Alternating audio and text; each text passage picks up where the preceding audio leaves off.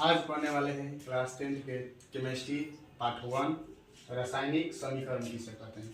रासायनिक समीकरण किसे कहते हैं? किसी रासायनिक अभिक्रिया में भाग लेने वाले पदार्थों को सूत्र एवं संकेतों के द्वारा दर्शाया जाता है, उसे रासायनिक समीकरण कहते हैं। जैसे कि हाइड्रोजन और क्लोरीन यहाँ पर संकेत के रूप में दर्शाया गया और यहाँ पर जो अम्ल बना है यानी कि यहाँ पर जो फॉर्मूला बना है उसे हम सूत्र के माध्यम से लिखे हैं। इस प्रकार से रासायनिक समीकरण होता है। रासायनिक समीकरण जो होता है आप देख सकते हैं दो प्रकार का होता है, संतुलित समीकरण और असंतुलित समीकरण। अगर हम संतुलित समीकरण की बात करें तो संतुलित समीकरण किसे कहते हैं?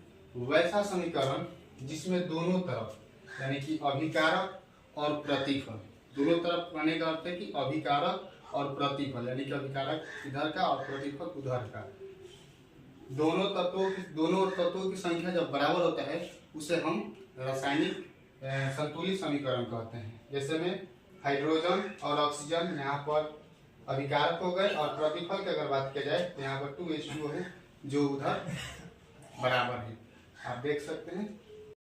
किसे कहते हैं? वैसा समीकरण जिसमें दोनों तत्वों की संख्या समान नहीं होता है, यानी कि दोनों ओर कहने का अर्थ है कि अभिक्रिया के पहले और अभिक्रिया के बाद दोनों ओर तत्वों की संख्या जब समान नहीं होता है तो उसे हम असंतुलित समीकरण कहते हैं। यानी कि अगर दूसरी भाषा में समझे, अगर कहीं पर मान के चले युद्ध हो रहा है तो युद्ध में अगर दोनों ओर सिपाहियों की संख्या अगर समान नहीं है, एक की ओर हजारों की संख्या में, एक की ओर 150 की संख्या में है, तो उसे हम कह सकते हैं कि ये बराबर नहीं है, असंतुलित है, तो इसे हम असंतुलित कहते हैं। लेकिन जब दोनों ओर बराबर रहेगा यानी कि उधर भी 10 इधर भी 10, उधर 100 इधर 100, दोनों ओर जब सिपाहियों की संख्या अगर बराबर है युद्ध हो तो उसे हम कहते हैं संतुलित समीकरण। इस प्रकार से हम समझ सकते हैं।